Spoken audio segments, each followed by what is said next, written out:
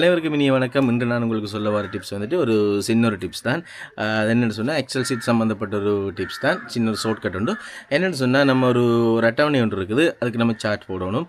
அப்போ நம்ம என்ன செய்வோம், இங்கே இருக்குது சார்ட்டுன்னு தேடி நம்மளோட டைமும் போயிடும். ஓகே, இதுக்கு ஒரு சின்ன ஷார்ட்கட் இருக்குது. ஆல்ட் கீயோட ஃபங்க்ஷன் 1 கீ, அதாவது F1 இருக்கும், ரெண்டையும் சேர்த்து அழுத்திங்கன்னு சொன்னால் அழகாக அது சார்ட் ஆட்டோமேட்டிக்காக போட்டு தந்துடும். நீங்கள் அதில் திரும்ப மாற்றிக்கொள்ளலாம். ரெடமோ நான் இப்போ காட்டுறேன், நீங்கள் பாருங்கள். நான் வந்துட்டு எக்ஸாம்பிளுக்கு செய்து வைக்கிறோம் எக்ஸல் ஷீட். இதில் நான் என்ன செய்ய போகிறேன்னு சொன்னால், முதல் வேலையாக இதில் இருக்கிற அந்த ஷீட்டில் இருக்கிற டேட்டாவை ஃபுல்லாக செலக்ட் பண்ணுறேன். ஓகே, செலக்ட் பண்ணி முடிஞ்சுது. இப்போ நான் எதுவுமே செய்யறதில்லை. கீபோர்டு கீழே பாருங்கள், விண்டோஸ் கீக்கு பக்கத்தில் ALT இருக்கும், அதே மாதிரி எஸ்கேப் கீ பக்கத்தில் F1 இருக்கும், ஃபங்க்ஷன் கீ. இது ரெண்டையுமே நான் சேர்த்து ப்ரெஷ் பண்ணுறேன். ஓகே, பாருங்கள் எவ்வளோ குயிக்காக அந்த சார்ட் வந்துட்டுது.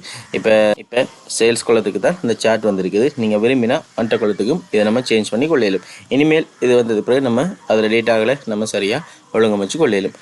இது வந்துட்டு என்னன்னு சொல்ல வரேன்னு சொன்னால், இது ஒரு ஷார்ட்கட். ஸோ நிறைய பேர் நம்ம மேலே போயிட்டு இன்சர்ட்டில் போயிட்டு தேடிக்கொண்டு ஒவ்வொரு சார்ட்டாக போட்டுட்டு இருப்போம்.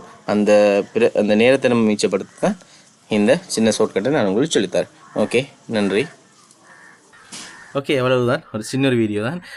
இந்த டிப்ஸ் வந்து நிறைய பேர் தெரிஞ்சிருக்கலாம், தெரியாதவங்களும் இருப்பாங்க. ஸோ அவங்களுக்கும் தெரியப்படுத்துறதுக்காண்டி இந்த டிப்ஸை பகிர்ந்து கொள்ளுங்கள்.